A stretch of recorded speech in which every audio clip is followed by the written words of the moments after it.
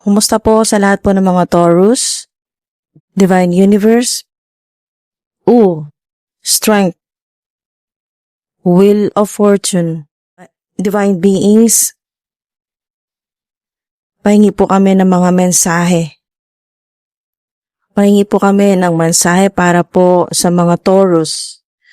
Next 48 hours. Next 48 hours, Queen of Swords. Timeless po ito. Kahit kailan nyo po ito mapanood. Hindi na rin po sa mga cross-watchers, kahit ano po yung zodiac sign po ninyo. Kung napanood mo tong video na to, timeless po ito, mga dude. At wala po limitasyon sa kahit anong zodiac sign. Kung kayo po ay tinuturo sa video na to, yan po, kung nakilik po ninyo nang hindi sinasadya, yan po, ay hindi random, hindi nagkataon lang. Kahit ano po yung zodiac sign po ninyo. Pero ito po ay walang limitasyon, okay, sa kahit anong zodiac sign. At kung ang energy po ninyo ay tinuturo po kayo dito sa video na to ng Taurus, dahil maaring may mga importanteng mensahe para sa inyo. Kahit ano po yung zodiac sign po ninyo. At kahit kailan nyo po ito mapanood, kahit anong taon nyo pa po ito mapanood, next 48 hours, meron po kayong financial alert. Okay? Dito po sa Wheel of Fortune. Wheel of Fortune. Ito po yung swerte na hindi po ninyo inaasahan dahil good karma nyo po ito. Destiny po ninyo. Tadhana nyo pong maging masaya. Hindi puro hirap. Eto, hindi lalabas ang strength card kung hindi po kayo nahirapan ng sobra. Okay? Sa buhay po ninyo, sa career po ninyo. Kahit na ginagawa mo lahat para ma-attract mo ang abundance, kahit na ginagawa mo naman lahat para kayo po ay yumaman o masenso sa buhay, maging maayos ang pamumuhay, ang sitwasyon. Mga dude, meron pong, dito po sa 8 ay, sa nakikita ko dito ay karmic debt. Okay, karmic debts. Karmic debts, ito po yung karmic na utang. Okay? So, karmic po ito na utang ng lineage po ninyo, no? Ng inyo pong bloodline. Sa inyo pong, simula pa po sa inyo mga ninuno. Ayan po, mga ancestors po ninyo. At unfortunately, mga dude, ay naabutan mo ito pong loop na to or yung karmic cycle na meron ka ring binabayaran. Kaya, meron ka ring binabayaran na utang. Wala pa po yan sa lineage po ninyo. So, ang hirap po niyan, mga dude, dahil kahit anong kayod, kahit anong pagsisikap mo, parang laging may dumarating na malalaking problema para solusyonan mo. Lagi kang sinusubukan. Ayan o, you don't know your own strength until it is tested. Talagang maraming beses ka nang sinubukan ng Divine Universe. Yung resilience, yung courage mo, yung inner power mo, at kahit kailan din, hindi mo na-disappoint ang Divine Universe, so to speak. As above, so below, as within, so without. Mga dude. So, kahit hanggang kasalukuyan, kayo po'y nakakaranas talaga ng paghihirap, pero hindi ibig sabihin na nasa loob ka ng loop. Ito po yung karmic cycle ay hindi na matatapos yung paghihirap po ninyo. 10 ay ending. Number 10 ay ending. At new cycle. At ito yung fate po ninyo. Ito yung paulit-ulit kang bibigyan ng chance ng Divine Universe, ng higher power o ng creator, kung ano man po yung tawag po ninyo.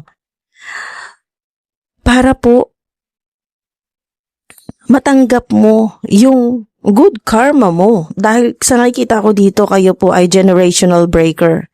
Hindi nagkataon dahil pinili po kayo. Okay? Pinili po kayo.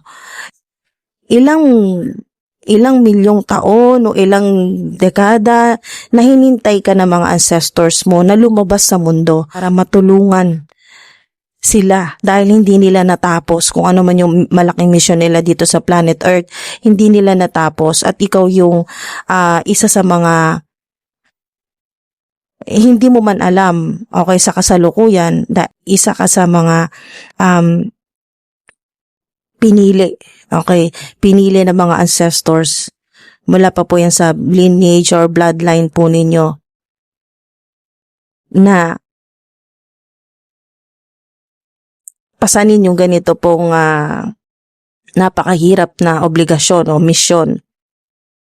Generational breaker, nakikita ko dito. Kayo po yung, Queen of Swords. Lalo na sa komunikasyon. Mapapansin po ninyo, wala po sa mga kanununuan po ninyo, sa mga ancestors po ninyo, may kinalaman sa komunikasyon. Ayan po. Maaring, meron po kayong mga ancestors na ang hanap buhay noon ay may connection sa komunikasyon, sa media, sa telebisyon, yan po. Basta may kinalaman sa komunikasyon. So, sa makabagong panahon, katulad po ngayon sa kasalukuyan, maring kayo po ay teacher, prof, yan po, mentor, life coach, yan po. Basta may kinalaman sa komunikasyon o sa iba naman po ay BPO naman po. Shout out po sa mga call center agent na nanonood po ngayon. Yan po. Taurus ka man or hindi, kahit anong zodiac sign sa mga cross-watchers. So, may connection mayroon pong connection ang career o yung trabaho, part-time job, may kinalaman sa komunikasyon, nagsasalita. Pwedeng sa social media, online platform, yan po. Iba't iba po sa entertainment, sa ilan, or maaring sa mga ancestors nyo pa po, or mga great-great-grandmother, great-great-grandfather po ninyo ay talagang nagtatrabaho po sa radio, mga ganun po, announcer o journalist, yung mga nagsasalita, yan po, or mga public speakers, ganyan po. Basta may kinalaman sa komunikasyon, nagsasalita po. Okay, sa mga nagsasalita or kumakanta, yan po. Basta nakikita ko dito ay gumagamit po ng microphone or ng cellphone, basta may mga ina-adjust na audio, ganyan po. So, kung ano man yung inyong hanap buhay, basta kayo po ay nagsasalita. Okay, ano man yung pinagkakitaan po ninyo, basta nagsasalita po kayo, ginagamit po ninyo yung inyo pong communication skills. Ayan po. Ayun dito sa Queen of Swords, your clear communication expresses what's best for all. 'Di ba? Kayo po ay highly intellectual, highly intuitive din po. Malakas makakutob. Yan po. Malayo pa, alam mo na kung bad or good intention, ganyan po. At napaka-observant po ninyo. Okay? At graceful kayong gumalaw, magsalita, ayan po. Sumayaw, basta kung ano man po yung talent po ninyo. Ito pong financial alert. Meron pong paparating sa inyo na extra cash. Okay? Ito po ay hindi manggagaling po sa trabaho po ninyo, sa sweldo or sa part-time job. Sa iba't ibang paraan po, pero hindi po yun sa kung ano yung pinagkakitaan po ninyo. Extra cash po ito, mga dude. Maaring refund, reimbursement, ganyan po, o incentives, bonus, or meron po sa inyo na maaprubahan po yung loan application po ninyo, child support, yan po. It is certain. Okay? Yung financial alert sa inyo, sigurado po yan, may matatanggap po kayo. Next 48 hours, may matatanggap kayong extra cash.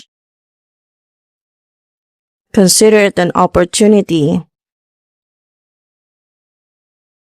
Bigla namang nag-flip itong weight. So, next 48 hours, hintay lang po kayo.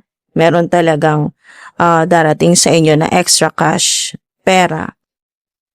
Okay, trust your original thought. Okay? Basta pagtiwalaan mo yung kung ano yung nasa isip mo ngayon tungkol dito sa mensahe sa'yo.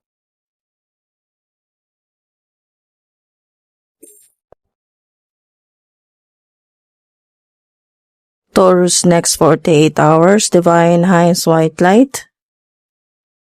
Ano to? Trust, diba? Trust. Synchronize siya sa mensahe sa'yo dito sa book. 'Di ba? Trust your original thought. trust din, 'di ba? Magtiwala. Magtiwala ka lang na merong darating sa'yo na extra cash. Lalo na kung kailangan mo ng extra cash. Mga dude, there's something better. There's something better. Talagang darating yan sa'yo. Hintay-hintay ka lang. Next 48 hours. Ayan o, no need to worry. 'Di ba? No need to worry kasi nakikita ng Divine Universe at ng mga Divine Beings na nag-aalala ka ngayon. Nag-aalala ka, kailangan mo talaga ng extra. Dahil kung aring yung sweldo mo o yung kinikita mo sa part-time jobs mo ay hindi sapat. Okay, hindi sapat sa mga kailangan mo ngayong, hindi sapat sa mga pangailangan mo sa kasalukuyan. So, no need to worry dahil may extra cash. Okay? May extra cash na darating sa'yo. Pinapaalalahanan po kayo ng mga Divine Beings na hindi ka dapat mag-alala, okay? Wala kang dapat ipag-alala, makakatanggap ka ng extra cash, lucky numbers 8, 10, 4, angel number, kung nakikita nyo po yan, 888, lalo na po, talagang yan po ay isang sign na makakatanggap ka talaga ng extra cash. Kung makakita po kayo ng 888 at sa ilan naman po ay mas marami pa, no? 88888, ilang beses mo makita yan or kahit isang beses mo makita. Sign po yan na next 48 hours makakatanggap ka ng extra cash. Nakikita ko dito, hindi to maliit na cash. Okay? Malaking amount itong extra cash po ninyo. Okay mga dude. Wheel of Fortune sa mga nagbabaka sakali po sa luck-based activities. Pwedeng isa rin po ito sa panggalingan ng extra cash po ninyo. Alright? So, play responsibly. Kung talagang yan po ay isa sa gusto po ninyong gawin. Gusto ninyong magbaka sakali. Alright? Basta play responsibly. Dahil may swerte po, napakalaki ng swerte. Basta may Wheel of Fortune, napakalaki ng swerte po ninyo sa mga luck-based activities. Kung kayo po ay may interest po sa ganon, kung wala, skip nyo po, alright? Hindi po para sa inyo. Okay, lucky numbers. Meron po kayong number 8. Oh, di ba may 8 ka din dito sa card? 8, 20, 16, 3, 14, 6, 9, 19. Okay, 6, 9, 19, 11 at number 4. Okay, di ba may 4 ka din dito? Wow, synchronize, pati mga angel numbers or lucky numbers. So sana po ay mapakinabangan nyo tong high vibe na mensahe sa inyo, mga dude. At huwag nyo rin kalimutan dito po sa Queen of Swords, yung inyong communication skills. Napakagaling po ninyo. Huwag po ninyong kalimutan yan. Napaka-talented, highly intellectual po kayo, highly intuitive po kayo. At sign din po ito ng inyong protection at ng boundaries po ninyo sa mga tao na merong hidden agenda, okay, na hindi magandang intention sa inyo. May protection kayo. Divinely protected po kayo, okay? Beyond protected po kayo. Kaya wala kayong dapat ipag-alala. Beyond safe and protected po kayo, mga dude. Alright? So, ingat po palagi. Maraming salamat po. Hanggang sa susunod po.